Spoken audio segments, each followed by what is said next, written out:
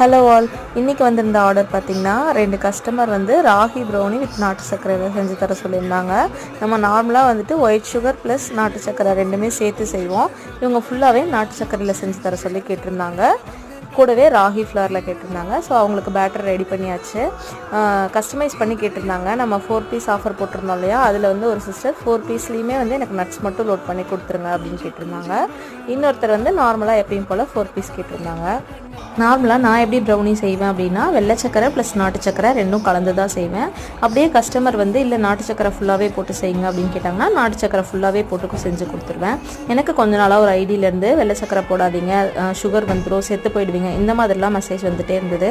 நானும் அவங்கள்ட்ட சொன்னேன் இந்த மாதிரி ரெண்டுமே கலந்து தான் யூஸ் பண்ணுவேன். ஆனால் அவங்க கஸ்டமரோட கமெண்ட் கீழே போயிட்டு நீ சாப்பிட்டது ப்ரௌனி இல்லை அது சுகர் அப்படிலாம் கமெண்ட் பண்ணாங்க. அப்புறம் வேறு வழி இல்லாமல் அந்த யூஸரை ஹைட் பண்ணிட்டேன்.